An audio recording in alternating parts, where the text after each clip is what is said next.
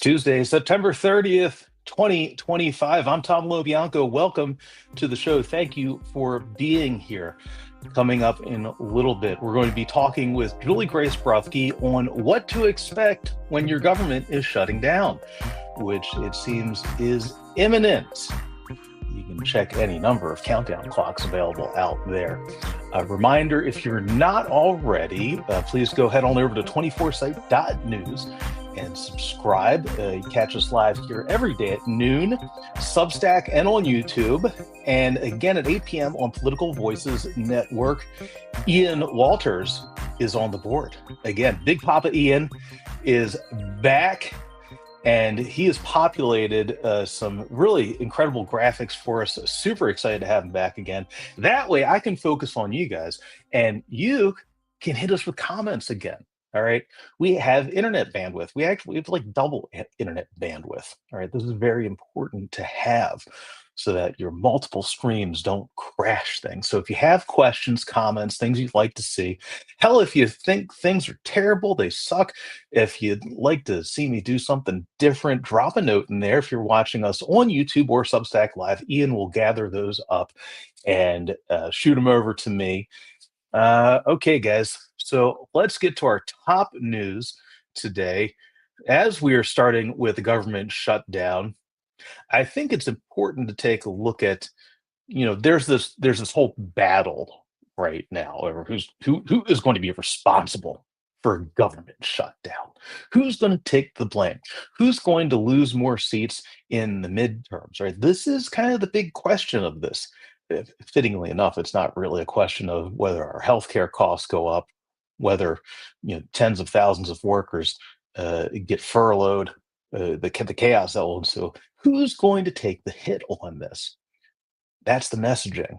Well, for that, we turn to the morning consult. All right. Check this out. Headline: more voters say they'd blame Republicans than Democrats for a shutdown. Awareness of funding talks has grown as more see a funding lapse is likely compared with the March standoff. Byline: Eli Yoakley. Key takeaways: 45% of oh, sorry, guys. That's not the morning consult. That's Mr. Beast lighting a hostage on fire for $500,000. We were talking about this before the show. I should not laugh. I'm sorry. I should not laugh. That is actually a very serious story. Apparently, Mr. Beast, the big YouTube influencer, almost got this guy killed with the promise of $500,000. If you're almost going to get me killed, I think I need $500 million. All right, inflation and whatnot being what it is. Okay, let's see. Do we have we got the, there we go. Okay, good. There we go. Morning consult. Key takeaways. 45% of voters say they'd blame Republicans in Congress for a government shutdown, while only 32% say they'd blame Democrats in Congress. Republican voters are more than likely than Democrats to say their own party would be at fault, 33% to 22%, while independents voters are more likely to point their fingers at the right than the left, 41% to 24%. And roughly half of voters said a shutdown is at least somewhat likely, up from 36% who said the same in March. I'll tell you what this has me thinking about, because I'm an overgrown juvenile. All right, I was watching the latest South Park last night where they put the betting markets on whether, I think this is the one with the betting markets on whether Kyle's mom would try to bomb Gaza. Just bonkers. It's a shame we didn't preload those graphics for the show. Another excellent one. I think that's number 4 on the season. Check out the characterization of Brendan Carr in there. It is hilarious. All right, guys. And as I'm sure you know, let's move on to our next one here. Big news today down in Quantico with the President of the United States heading over with Defense Secretary Pete Hegseth. Headline from the New York Times: Trump tells top brass U.S. cities should be military training grounds, quote unquote. Here's the latest. from Maggie Haberman at the top of the live feed here. Sure. Guess we keep coming back to this Mr. Beast. You know what? Let's find out if the room was on fire with this stirring speech from Hegseth and Trump, as much as Mr. Beast seems to have one of his fans on fire in this. we got the New York Times there. There we go. Okay, here's the. Oh, they are not on fire. There appears to be almost zero passion for this. I have to say I am shocked to have all the military generals called in up and down the ranks from around the world for a very special meeting here in the DC suburbs, where they are addressed by their president and the defense secretary. Not a lot of excitement here. Let's see what happened. Here's Trump refers Sean McCreesh. Trump refers to racial slur during address to the military. President Trump referred to the use of a racial slur during a speech, saying there are two N words and you can't use either of them. All right. Well, it's whatever. It's not terribly surprising here. Let's say he said that, quote, we should use some of these dangerous cities as training grounds for our military, and referring to urban areas within the United States, talking about Chicago and Portland. Here's a very good summary from Sean McCreesh at the New York Times. There does not seem to be a clear point or purpose in President Trump's address to the military generals today. It is a garden variety tear. He's talking about tariffs, Joe Biden, the auto pen, the southern border, CNN, his personal feelings about Russian President Vladimir Putin, his anxieties that he won't be given a Nobel Peace Prize. These are things he talks about almost every day, regardless of the audience or setting. A reminder that we heard this same stump speech when he addressed the United Nations General Assembly last week, to Sean McCreesh's point here at the New York Times. So a standard stump speech. Well, it's easy to see why the room was not on fire for that. Coming up in a few minutes, we're going to have Juliegrace Brufke joining to tell us exactly what is happening in the shutdown. Guys, if you head on over to 24site.news, and if you haven't seen it yet, make sure to check out Julie Grace's latest, popped last night, explaining for us exactly what to expect. What is the likelihood, and what are we going to be seeing here? I'll read from the top of Julie Grace's piece here. Headline: Government shutdown appears all but inevitable. The president would cut a deal if left to his own devices. Johnson and Thune want a shutdown, a senior Democratic source said. Top: Dateline, Washington. Government shutdown appears all but imminent as leaders from both parties emerge from the meeting at the White House on Monday without a path forward ahead of the September 30th deadline to pass a stopgap funding measure.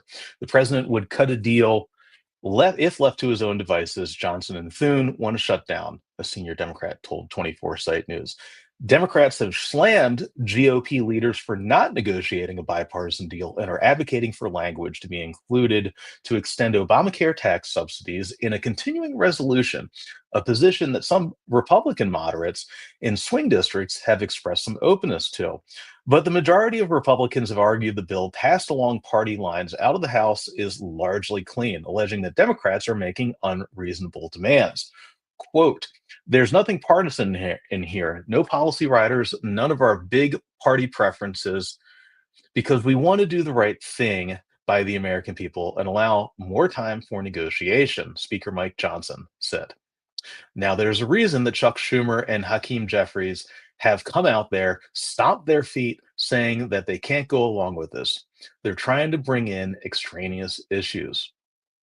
For that, we bring in the author of that report, Juliegrace Brufke.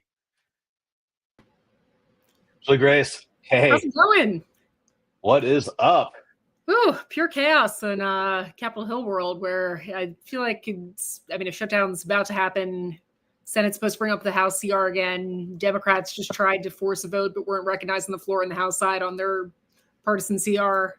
So I think we're headed for a shutdown, and both sides are very dug in, and how they get out of it is kind of the looming question, since we're very dug in at this point. So, I mean, if it shuts down, I presumably, they all go home? What happens? So Mike Johnson's bringing everybody back next week. Senate's here this week. So, House Democrats are here. So they were trying to force a unanimous consent vote on the floor a couple minutes ago, but ultimately the person in the chair didn't recognize them, so they were unsuccessful. Not that would have gone anywhere in the Senate anyway, but yeah, Mike Johnson's like, this is a clean CR. We should pick it up and then continue negotiations until November. And Democrats really want that healthcare language in there, which, Democrats kind of emerged from that meeting. I talked to some staffers shortly afterwards that said they thought that Trump seemed semi-open to that, and Republicans refuted that pretty heavily. So, like, very different takes coming out of where the president stood from that meeting from people, the principals there. I have to say, I'm absolutely shocked to find anybody walking out of a closed door meeting in this current political environment with completely different reads on what actually happened in there. It's going to be a wild few days. We'll see. Then we saw Trump that was tweeting out memes of Hakeem Jeffries wearing a sombrero. So I feel like, I guess not moving on healthcare stuff anytime soon. Is there some kind of like 4chan backstory to that I don't live in these places? But yeah, things are chaotic up there. So I guess I heard there's a med bed being delivered to the White House right now, even though it doesn't exist. So I wasn't sure if there's like something to the sombrero. So I guess talks will continue throughout the week, but right now, yeah, they're very heavily dug in. And I was texting with a Dem source earlier that was projecting a very long shutdown. So that was their take on it. If it shuts down, which it will, really, definitely, they think it'll last for a while. Wow. A lot can change in politics, as we know, but people I've talked to are like, Hakeem's not going to budge on this one. And for the lay folks out there, because we're ensconced in this stuff, all right. So we do this all the time, and we, if there's anywhere that comes close to the number of acronyms used to explain things that the Pentagon uses, it might be Congress. All right. So we'll go through the vocab a little bit here. Unanimous consent is when they ask that they don't have to vote, because it's just so basic, like saying we're putting up a resolution to say that everybody in Congress loves apple pie. All right, and moms, and the American flag, and a bald eagle swooping in at the right minute. That would normally be like a unanimous consent type of thing. Although who knows in this environment? I don't know if you get 435 for anything these days. Is there anything they agree on? They've seen a few things this year. it's fair. Like post office, naming post office. I feel like that's one that you see a lot. The CR, harder to see that. and the CR folks, that's called the continuing resolution. It's designed, and Juliegrace wrote about this at 24 Site last week when it happened. We got the update here coming out of the White House meeting yesterday. So if you missed it, make sure to sign up. 24site.news it would keep things at the current spending levels. Basically, right, it's a Band-Aid to just make sure to give people time to try to negotiate these finer points, like, will healthcare costs go up? Yeah, so it would keep levels the same. There were a couple anomalies on there, just like a DC budget fix, which was a bipartisan thing that both people were behind. And there was in the House version a member security funding for members after the Charlie Kirk shooting, which both sides were on board with. But the ultimate keeping the levels, since the levels were lower than Dems would have liked initially, but previously they managed to get the CR over the finish line. earlier this year. But yeah, this time after the whole reconciliation bill passed, which kind of unraveled some of the healthcare language when it comes to Medicaid. That's something they're upset about. So they're looking for a win, and we'll see if the White House ultimately, if Trump okays Republicans getting on board with that. But I mean, most of the conservatives I've talked to don't really want to see these Obamacare subsidies continue. Argued the pandemic's over, and that's what they were put in place for. And the insurers need to work to lower costs and let the free markets do their thing. So that's kind of the argument on that side. But a lot of partisan finger pointing already on who should take the blame over things. It's a fascinating dynamic to see, because this used to be the province of quote unquote the House Freedom Caucus, right? Which I'm not even sure how much they really hold sway anymore. But for a decade, really, they were able to negotiate a good bit from the hard right of the House Republican Conference, when people like Paul Ryan and John Boehner were in there. And even, I get, well, here's a name you haven't heard in a while, Kevin McCarthy. Back when Kevin McCarthy was Speaker for a hot minute, if we all recall that. Whatever happened to McCarthy? Where is he these days? Oh. Throwback. But yeah, I mean, it's been a while since there's been a government shutdown. Usually, I mean, they're expensive.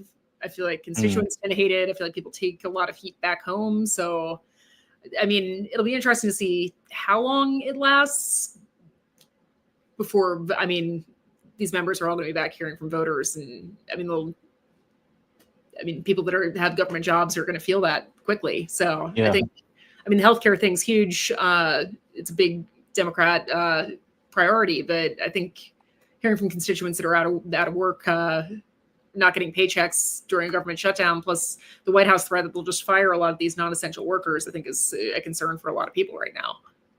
It's fascinating to me because, as you noted here throughout the piece, the way that folks like Johnson, top Democrats are talking about this, right? Everybody has their partisan messaging for this.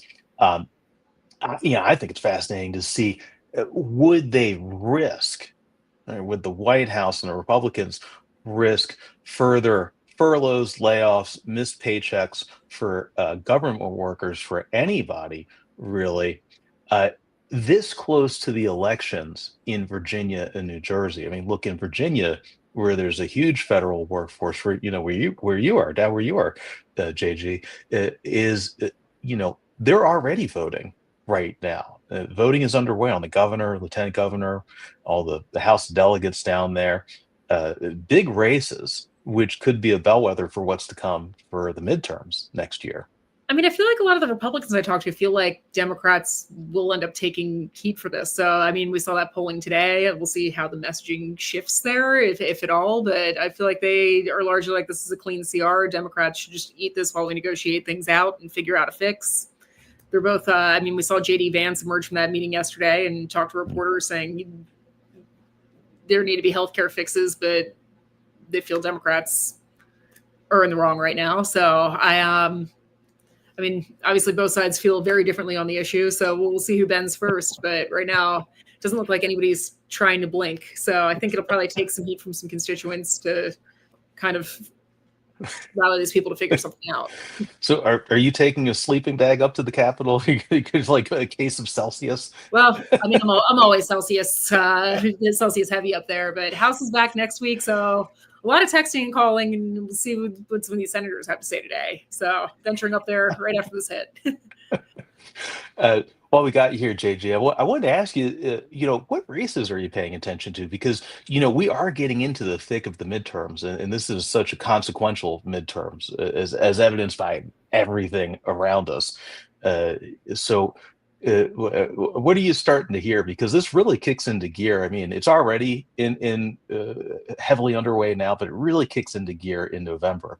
We're kind of the early rumblings you're hearing. I mean, it's going to be interesting to see how some of these redistricting fights kind of play out, but that's something to watch right now on how things will pan out. But I mean, right now, I feel like a lot of these New York Republicans and California Republicans are going to be in tough races. So I feel like it's some of those places where there were kind of Biden districts that Republicans managed to hold on to that tend to be the ones that flip in midterms. And I mean, traditionally, when everyone's had power, whatever party has power and the White House, usually things tend to flip. But past few elections have been crazy, so I feel like it's going to be interesting to see how things pan out, since it's been pretty unpredictable and polling's been kind of all over the place and unreliable. We're gonna have some wild Senate primaries too, leading up to some potentially big Senate showdowns. Places like Texas, Georgia, Michigan looks real interesting right now. What are you hearing out in the field? I mean, Texas is kind of a fascinating one. I mean, John Cornyn's kind of managed to close that gap a little bit in the polling with Ken Paxton. So that's I know a lot of the more establishment and traditional Republicans have a lot of fears about Ken Paxton not being able to win in a general. And I mean, Texas has trended red largely, but it's I mean, some of them just see him as a liability. So I mean, we've seen races in the past like Roy Moore back in the day, who, when you kind of have an eccentric candidate, a red state can flip. So it's I feel like that's a big one to watch. And I mean, some of these primaries are pretty crowded, so we'll see how some of these pan out. But yeah, it's going to be a wild midterm season, and we'll see kind of how people are liking Trump at that point and where the referendum falls, Republicans or Democrats. So lots to keep an eye on. I mentioned earlier about South Park and the betting markets. So instead of putting up a bet on, whether Kyle's mom will bomb Gaza, how about a bet? We don't have a betting market. Maybe we should. But how about a bet on whether we get a Jasmine Crockett versus Ken Paxton general down in Texas? It'd be a wild ride. I feel like I need to check Predict It and see if that that's on there. But I mean, it would make for interesting television. Oh man, those debates, if they ever happen, would be incredible. Hell, we'll just get AI to do it for us, right? I mean, it does everything else. I mean, with Texas, I mean, there's still talk of potentially Wesley Hunt or Ronnie Jackson potentially hopping in there if it looks like John Cornyn can't pull it off. So we'll see. And I mean, I feel like a presidential endorsement will be something to keep an eye on there, since that'll have weight in Texas. So huge. We'll see. I mean, there's some interesting ones. You got Kentucky, that's a crowded race. I mean, there are lots to keep an eye on. So, all right, guys. Hey, Juliegrace, thank you so much for being here. Oh, thanks for having me. And yes, check out Juliegrace B, Juliegrace Brufke on all the socials. All right, head on over to 24 Site News. Make sure you're up to date on that. Also, look up Juliegrace's. So this is it's nascent. Sources Say podcast. Right, just Google Juliegrace Sources Say. She has an incredible interview with George Santos, which posted a little while ago. Should be picking back up as the new guest soon. Yes. So get George Santos. Incredible. Just really, it's amazing.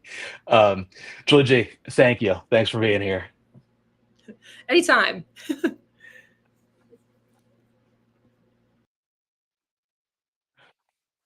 Okay, guys, that's Juliegrace Brufke. Make sure to head over to 24site.news and check out all of Juliegrace's reporting on this. We'll be updating throughout the day. Check out Juliegrace's socials, Threads, Blue Sky, X, you name it. Juliegrace is there nonstop reporting from the Capitol. Before we head out today, keeping it tight today. Before we head out, want to say a big thanks to all of you. Let's take a look at some of our comments here. So let's see. Here's the question: what are the government services that shut down during a shutdown? What stays open? The Social Security issuing checks. Will federal building projects stay open? National parks. So there are some national services, there are some essential services, national security services, which do stay open through a shutdown. There are, quote unquote, non-essential federal workers who either don't get paid, or, as Juliegrace noted there earlier, the White House has said they might just fire more people. So this would be on top of the already massive firings that happened at the beginning of the year. So they might use that as an excuse to fire people outright. In the past, You have had things like the national parks shut down, although, again, I would note, not only is this year not normal, it's pretty friggin' far from normal. Check me out, not cursing. But a lot of these folks were canned at the national parks to begin with anyway, at the beginning of the year. So, um, and I think this is when you look at this, this is why the Democrats, why the Democratic base has really made this calculation of saying, no, we really do want you to shut it down because we don't want Trump to continue using the government like this. Part of the calculation there, and this is part of the calculation that Schumer went through at the beginning of the year, at the beginning of the year when they acquiesced, it was because there was still a lot to be protected. Now, not so much. Now we've seen the destruction caused by Trump and the Republicans here. So, i- not what, not a good corollary there, I would say, with previous shutdowns. Gene Elby writes in, "Hey, Julie Grace, uh, back at you. Thanks for being here, Gene. Hey, and guys, thank you for all for being here. I'm sorry I couldn't take questions last week. Juggling too many things. I'm super excited to have Ian back here. Uh, thank you, Connie, Tracy R, Dennis McT. Thank you for being here. Excellent to see you. You can always drop in comments and quotes and whatnot. You can drop those in the live stream in the chat on Substack or on YouTube. When we're live, you can also drop those down in the comments. You can hit me up on Tom at 24site.news if you have anybody you'd like to see, um, anything that you'd like us to address. Working on our topics for this week. We have a number of good folks lined up. If you have anything in particular, climate change, women's sports, why the Ravens just completely blew their damn season. I mean, it's not easy being a Baltimore fan, guys. Really, just goddamn. Before we head out, I want to say a big thanks to our sponsors here. Beth Solomon, author of From Fire to Fabulous. She is the author of this. She used to be a Sam Nunn speechwriter and used to work at the C-suite. And as we stare down this government shutdown, you might face some firings. What do you do in that case? Well, believe it or not, even people as accomplished as Beth, we all go through this, have been fired. What do you do? How do you pick yourself back up? Check out From Fire to Fabulous by Beth Solomon. It's a very good manual. I had her on the show last year to talk about this when it came out. Very useful guide, whether you're going back into any career or whether you're going back into starting your own thing, even. And I want to say a big thanks to Manoj at projectmanagemymove.com. You guys have heard me talk about this here before. A distress sale. What is a distress sale? Well, when in real estate, if you have the terrible luck, the bad fortune of going through a death in the family, a divorce, something, really knocks you sideways in your personal life. And look, it happens to all of us, okay? You have to put a home up on the market pretty fast. You might not get the money that it's really worth. All right. And these are, we're talking tens of thousands of dollars here. So what Manoj does is at projectmanagemymove.com, he actually coordinates the contractors to come in, clean up the house, do some basic fix work, basic improvements before you put it on the market. I'm talking about even the simple stuff like just painting. Okay, which will increase the value of the home tens of thousands of dollars and get you the money that you rightfully deserve for your property. Okay, so head on over to projectmanagemymove.com. Tell them I sent you. All right, give Manoj big hey for me, and Manoj and Beth and all you guys. Thank you so much for supporting us. Thanks for supporting us here as we continue to fight the good fight. All right. It is a pleasure to be here with you. It is a privilege, but more than anything, it is our First Amendment right, and I am honored to exercise it with you. We'll catch you tomorrow, guys.